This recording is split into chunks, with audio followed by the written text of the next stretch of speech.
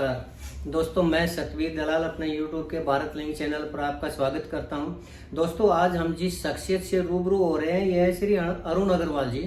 अरुण अग्रवाल जी गुड़गांव के बहुत ही सम्मानित व्यक्ति हैं, बहुत बड़े समाज सेवी व्यक्ति हैं और व्यापारी हैं और बहुत सी संस्थाओं से जुड़े हुए हैं। तो हमारी विशेष प्रार्थना से इन्होंने हमारे लिए समय निकाला, इसके लिए हम इनका बहुत बहुत धन्यवाद करते हैं। तो सबसे पहले हम अपने चैनल पर अरुण अग्रवाल जी का स्वागत करते हैं। सर, आपका बहुत बहुत स्वागत हमारे चैनल पर। धन्यवाद सतवीर जी, आपने मुझे भारत लिंक चैनल से जोड़ा, उसके लिए आपका बहुत बहुत आभार, बहुत बहुत धन्यवाद। जी, बहुत बहुत शुक्रिया सर। अच्छा अग्रवाल साहब, हमारे दर्शक आपके बारे में कुछ जानना चाहेंगे। पहले तो थोड़ा सा मैं बता दूं आपके बारे में कि अरुण अग्रवाल जी दोस्तों भारत विकास परिषद के सचिव हैं और उसके संस्कार उसके प्रकोष्ठ के और वैश्य समाज की कार्यकारिणी के सदस्य हैं। भारतीय जनता पार्टी के जिला संयोजक हैं और दिव्य ज्योति जागृति संस्थान गुड़गांव के भी अध्यक्ष हैं। तो इतनी संस्थाओं से जुड़े हुए हैं और समाज के लिए इतना कुछ कार्य कर रहे हैं। फिर भी हम आपकी तरफ से, अपने दर्शकों की तरफ से इनके बारे में कुछ जानना चाहेंगे। तो अरुण जी, सबसे पहले हम थोड़ा ये जानना चाहेंगे, आप अपने सफर के बारे में बताएं सर। सतवीर जी, मेरा गुड़गांव में यहीं का मैं जन्म हुआ है। यहीं मैं सेंट क्रिस्पन स्कूल गुड़गांव से मेरी स्कूली प्राथमिक शिक्षा हुई, पहली से 10वीं तक। उसके बाद मैं गवर्नमेंट कॉलेज गुड़गांव सेक्टर 14 से मेरा बीकॉम किया मैंने। उसके बाद 1982 में मैंने अरुण एंटरप्राइज के नाम से गुड़गांव में अपना सैनिटरी और हार्डवेयर का न्यू रेलवे रोड पर अपना बिजनेस शुरू किया। जब से अब तक मैं यहाँ पे बिजनेस शुरू कर रहा हूँ। और जहाँ तक मेरा संस्थाओं का सफर है, मैंने अपने राष्ट्रीय स्वयं सेवक संघ में भी बहुत बचपन से लेके आज तक काम किया है। मैं बाल्यकाल का संघ का स्वयं सेवक हूँ। बहुत और मेरे पिताजी यहाँ पे नगर संचालक थे। गुड़गांव के जो डीएससी कॉलेज है उसके संस्थापक लेक्चरर थे।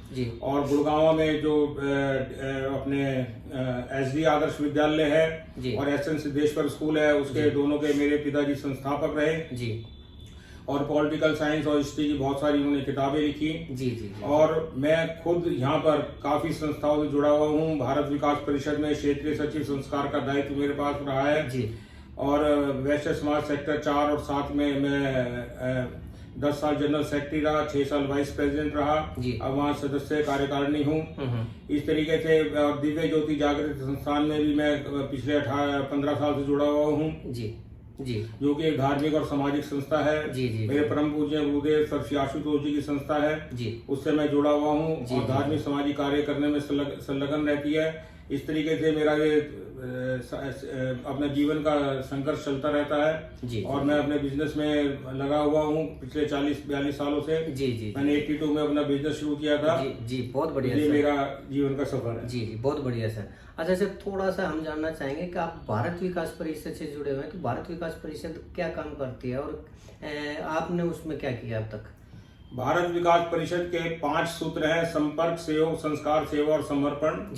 मैंने भारत विकास परिषद में शुरू से ही, मैं पहले कैशियर रहा, फिर भारत विकास परिषद में सचिव का दायित्व रहा, अध्यक्ष का रहा, प्रांत में संगठन मंत्री का मेरे पे दायित्व रहा। फिर उसके बाद क्षेत्रीय सचिव संस्कार का दायित्व रहा, मेरे पे उपाध्यक्ष का दायित्व भी रहा।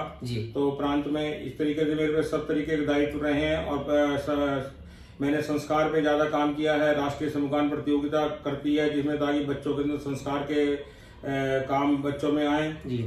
भारत को जानो प्रतियोगिता करती है और सेवा के प्रकल्प चलते हैं भारत विकास परिषद में। आप सभी को पता होगा, गुड़गांव में विवेकानंद आरोग्य केंद्र चल रहा है। इस तरीके के प्रोजेक्ट पूरे हिंदुस्तान में भारत विकास परिषद के चलते हैं। भारत विकास परिषद की एक रसोई जो है हमारी पहले सिविल हॉस्पिटल में चलती थी। एक रसोई हमारी चिंतपूर्णी मंदिर के पास चलती है मंदिर में। इस तरीके के प्रोजेक्ट सेवा के परिषद में चलते रहते हैं। बहुत बढ़िया सर। अच्छा, आप दिव्य ज्योति जागृति संस्थान से भी जुड़े हुए हैं, इसका क्या रोल है, क्या करते हैं समाज के लिए? दिव्य ज्योति जागृति संस्थान के भी काफी कार्य समाज में चलते रहते हैं। उसके अंदर भी एक मंथन का प्रोजेक्ट चलता है जिसमें गरीब बच्चों को एजुकेशन देने का कार्यक्रम चलता है। वो गुड़गांव में भी हमारा धर्म कॉलोनी में जो आश्रम है वहाँ पे एक स्कूल चलता है। इसके अलावा नेत्रहीनों के लिए दिल्ली के अंदर एक फैक्ट्री लगाई हुई है ताकि जो नेत्रहीन बच्चे लोग हैं वो आत्मनिर्भर बन सकें। उनके लिए फैक्ट्री है, उनको वहाँ पे जो है सैलरी बेसिस पे वो काम करते हैं। अब महाराज जी का एक उद्देश्य है कि हम लोगों को भिखारी ना बनाए, लोगों को हम सेल्फ डिपेंडेंट बनाएं। जी जी जी, बहुत बहुत बढ़िया। इसी तरीके से तिहाड़ जेल के जो कैदी हैं उनका हृदय परिवर्तन करके वहाँ पे भी हम अपने प्रोडक्ट्स बनाते हैं, ताकि जो उनके अंदर हृदय परिवर्तन हो, उनको जो क्राइम छोड़ के वो अध्यात्म से जुड़े और एक अच्छे नागरिक बन सकें। जी जी, बहुत बहुत बढ़िया सर। अच्छा अग्रवाल साहब, आप दिव्य ज्योति संस्थान से जुड़े हुए हैं, तो मैं थोड़ा सा काफी टाइम से सुनता आ रहा हूँ, ये दिव्य ज्योति जागृति संस्थान है, इसमें कुछ कंट्रोवर्सी सी है, क्यों है वो कंट्रोवर्सी? आप लोगों को लगता है कि कोई कंट्रोवर्सी है जी, लेकिन हालांकि ऐसी कोई कंट्रोवर्सी नहीं है। जी जी जी, क्योंकि महाराज जी को लेके लोग कई बार प्रश्न करते हैं कि महाराज जी समाधि में है जी, और महाराज जी का शरीर मृत है, क्यों उसको दाह संस्कार नहीं करते। जी जी जी, ये कोई कंट्रोवर्सी का विषय नहीं है, क्योंकि जो संत लोग होते हैं, जो उच्च श्रेणी के संत होते हैं, वो अपने शरीर को छोड़ के पूरे विश्व के अंदर, पूरे संसार में कहीं भी जा सकते हैं, किसी लोक में जा सकते हैं। जी जी, तो ये कोई चर्चा का विषय नहीं है। ठीक है। तो इसलिए उनके बारे में ये सब लोगों के गलत ख्याल है। जी, तो वो एक उच्च कोटि के संत हैं और जो उनका जो ज्ञान है हमें उस पर ध्यान देना चाहिए। जी जी, शिक्षा, उनकी जो शिक्षा है वो हमारे को ब्रह्म ज्ञान के बारे में बताते हैं। वो हमारा तृतीय नेत्र जो हमारे यहाँ पर स्थित है, जी जी जी, उसको खोल के यहाँ पे ब्रह्म के जो प्रकाश रूप के दर्शन हमें कराते हैं। बहुत बढ़िया। हमें उस पे ज्यादा फोकस करना चाहिए, ना कि फालतू की चर्चाओं पे ध्यान। कंट्रोवर्सी जी। अच्छा, आप बीजेपी से आपने कहा कि आप आरएसएस से जुड़े हुए हैं, बचपन से जुड़े हुए हैं, तो सर बीजेपी मैं मानता हूँ आज दुनिया की सबसे बड़ी पार्टी है, लेकिन अग्रवाल साहब इसके अंदर भी लोग ये कह रहे हैं, जैसे खासकर अगर पत्रकार कहें या मैं कहूँ, बीजेपी है ना, वो बच्चों का जो सरकारी जॉब है, रोजगार है, वो खत्म करने लग रहे हैं। तो ऐसे में युवा जाएं तो कहाँ जाएंगे, बताइए आप। नहीं, बीजेपी रोजगार खत्म नहीं कर रही है जी। बीजेपी का जो मुख्य उद्देश्य है वो हमारे जो युवा हैं उनको उद्यमी बनाना है। ठीक है। बीजेपी ने, अगर आप ध्यान से हम देखें तो बीजेपी ने, हमारे आदरणीय प्रधानमंत्री श्री नरेंद्र मोदी जी ने बार बार अपनी स्पीचों में ये कहा है कि हमारे जो युवा हैं वो उद्यमी बने, वो लोगों को आगे अपने यहाँ रोजगार दें। जी जी जी, वो स्टार्टअप योजना उन्होंने शुरू करी है। उन्होंने बैंकों से ये अनुरोध किया है कि वो लोगों को उनको लोन दे, जी जी, ताकि वो अपने स्वरोजगार स्थापित कर सके। जी जी जी, उन्होंने इवन एक रेडी वाले के लिए भी सोचा कि भाई अगर एक रेडी वाले को हम 5,000 10,000 रुपए का लोन उपलब्ध करवा दें तो वो अपने रोज रेडी लगा के 500-700 हजार रुपए भी उसमें कमा सकता है, ताकि वो 15-20 हजार रुपए के लिए किसी के लिए मोहताज ना बने। जी जी, बहुत बढ़िया। और उन्होंने देखिए, आप गुड़गांव के अंदर भी उन्होंने रेडी योजना बनाई जी जी, ताकि जो है रेडी योजना पटरी योजना बन सके और वो लोग जगह जगह रेडी पटरी योजना के अंदर लोन लेके कर सके। जी जी, कहने का मतलब ये है कि लोगों के बारे में, छोटे तक के बारे में भी वो उन्होंने हर मतलब ऊपर से लेके नीचे तक सबके लिए सोचा है। अच्छा अच्छा अच्छा सर, अब इलेक्शन का माहौल है और चुनाव, लोकसभा के तो चुनाव डिक्लेयर हो रहे हैं और अभी तारीख भी आ चुकी है, तो आपको लगता नहीं कि अब की बार बीजेपी नहीं जीत पाएगी लोकसभा के चुनाव, या जीतेगी तो कितनी सीट जीतेगी आपके हिसाब से?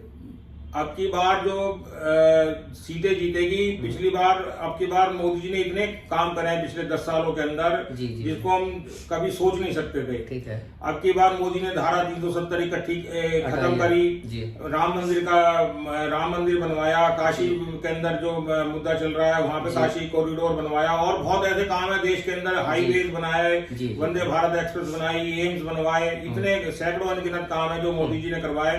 तो मैं समझता हूँ कि अब की बार तो मोदी जी को 450 से ऊपर सीटें आनी चाहिए। 450, बहुत बढ़िया सर। लेकिन सर एक इस आरोप और भी तो लगते हैं ना बीजेपी के ऊपर, सरकार ईडी का, सीबीआई का गलत इस्तेमाल कर रही है। आम आदमी पार्टी के तो सारे के सारे नेता ही जेल में चले गए हैं, तो ये क्यों दुरुपयोग कर रही है? देखिए, ईडी और आईडी का जो सीबीआई का जो दुरुपयोग की बात करते हैं ना, ये सिर्फ वो ही लोग करते हैं जिन्होंने भ्रष्टाचार में लिप्त हैं जी। जो आदमी भ्रष्टाचार में लिप्त होगा उसको डर होगा। ये सारे आम आदमी पार्टी वाले जितने भी लोग हैं, पहले ये कहते थे जब सत्ता में नहीं थे कि कांग्रेस और पार्टी भ्रष्टाचार का सबसे बड़ा स्रोत है। मोदी का, केजरीवाल के कितने भी इंटरव्यू देख लो, पहले यही कहता था कि ईडी और आईडी सीबीआई के मर गए हैं कि ये सोनिया गांधी को क्यों नहीं गिरफ्तार करते। अब जब भ्रष्टाचार में लिप्त होने के बावजूद ये सबसे पहले उन्हीं भ्रष्टाचारियों के साथ जाके बैठ गया। और जब इनके ऊपर गाज गिरी है तो ईडी और सीबीआई तो इनको गिरफ्तार करेंगे ही। अगर ईडी और सीबीआई के पास सबूत नहीं होते तो कोर्ट इनको 1 मिनट में रिहा कर देती। जब इनके खिलाफ भ्रष्टाचार के सबूत ईडी और सीबीआई ने कोर्ट में पेश किए होंगे तभी तो इनको जमानत नहीं मिल रही। जी। तो ये क्यों बार बार ये कह रहे हैं? फिर इन्होंने हम कहते हैं हम आम आदमी हैं, तो इनको क्या जरूरत थी कि जब ये आम आदमी है तो 100 करोड़ रुपए अपने शीश महल पे खर्च करने की। जी, बहुत बहुत बढ़िया सर। अच्छा सर, आप गुड़गांव में रहते हैं अग्रवाल साहब, तो गुड़गांव में देखिए लोकसभा का, तो मैं अब बात थोड़ा लोकसभा के आगे की करूंगा। विधानसभा चुनाव भी इसी साल 2024 में होने हैं, इसके अंत में होने हैं। तो आपको क्या लगता है गुड़गांव विधानसभा में किसको टिकट मिलेगा और क्या बीजेपी गुड़गांव से जीतेगी या नहीं जीतेगी? मेरे को तो लगता है कि गुड़गांव में जो संगठन का ये तो विषय है कि संगठन किसको टिकट देगा, ये तो खैर हमारे सोचने का विषय नहीं है। जी। लेकिन संगठन का निर्णय होगा कि किसको टिकट देगा। लेकिन गुड़गांव में संगठन को सिर्फ मेरा जो संगठन की प्रार्थना है कि संगठन जो है थोड़ा सा एडमिनिस्ट्रेशन को देखे, क्योंकि एडमिनिस्ट्रेशन ने गुड़गांव के अंदर जो सड़कें हैं और जो ट्रैफिक है उसके ऊपर कोई ध्यान नहीं दे रहा है। जी। उसके ऊपर जरूर संगठन को, एडमिनिस्ट्रेशन को ध्यान देना चाहिए। और जो हमारे प्रशासनिक अधिकारी हैं, जी, जो सड़कें हैं और जो कूड़े करकट के ढेर जगह जगह लगे हुए हैं, जी, उसके ऊपर जरूर प्रशासन को ध्यान देना चाहिए। जी। अच्छा, आपने कभी चुनाव लड़ने की सोची या कोई चुनाव लड़ा है आपने? नहीं, मेरा तो कोई चुनाव लड़ने का ना तो कोई इरादा है, ना मेरी कोई इच्छा है चुनाव लड़ने की।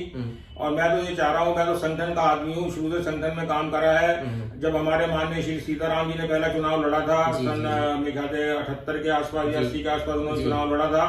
मैं तो जब से मतलब जब घर घर में हम जाके एक वोट वेरीफाई करते थे, हाथ से पर्चियां बनाते थे, जब से मैं संगठन में काम कर रहा हूँ। अगर संगठन का सिपाही हूँ, ज्यादा संगठन का आदेश होगा वैसे संगठन में हम काम करेंगे। अच्छा, बहुत बढ़िया सर। अच्छा, आप संगठन से भी जुड़े हुए हैं, संस्थान से भी जुड़े हुए हैं, आपके बारे में हमने सुना है कि एक बहुत बड़े समाज सेवी हैं। तो आप ये जो समाज की सेवा करते हैं, लोगों की सेवा करते हैं, सिर्फ संगठनों के थ्रू ही करते हैं या व्यक्तिगत रूप से भी आपने कभी समाज के लिए कुछ किया है? व्यक्तिगत रूप से भी मैं समाज में जब भी जैसी मेरी हैसियत है वैसे मैं करता रहता हूँ। जहाँ भी मेरी लोगों को आवश्यकता होती है, कभी जैसी मेरी हैसियत है मैं करता रहता हूँ। ऐसा कुछ नहीं है कि भाई संस्थाओं के माध्यम से मैं करूँ। जैसी मेरी समाज को जरूरत होती है, किसी को भी है, मैं रिश्ते वगैरह कराने में भी, मेरा अग्रवाल समाज के रिश्ते कराने में मेरा बहुत इंटरेस्ट रहता है, तो उसमें भी मैं लगा रहता हूँ। और भी संस्थाओं में जिसको जरूरत होती है कभी होती है, मैं हर समय लोगों के साथ जा रहता हूँ। बहुत बढ़िया सर। अच्छा, जीवन में आपकी महत्वाकांक्षा क्या है, सपना क्या है सर आपका कि लाइफ में मैं ये काम करूँ?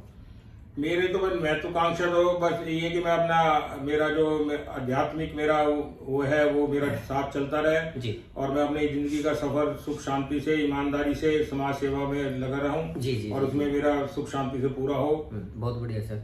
अच्छा सर, आपने हमें इतना टाइम दिया, इसके लिए आपका हम बहुत बहुत धन्यवाद करेंगे। एक आखिरी सवाल मैं आपसे पूछना चाहूँगा, आप समाज को कुछ कहना चाहेंगे?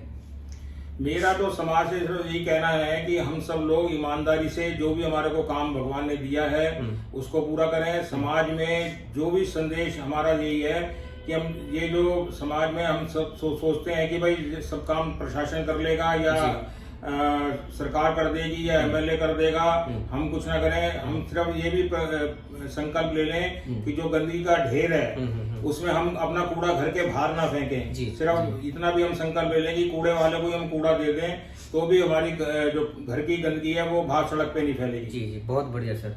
तो दोस्तों, ये थे अरुण अग्रवाल जी। आपने अरुण अग्रवाल जी के विचारों को सुना, इनके कार्यों के बारे में जाना, और जो आप समाज के लिए अरुण अग्रवाल जी कर रहे हैं उनके बारे में आपको पता चला।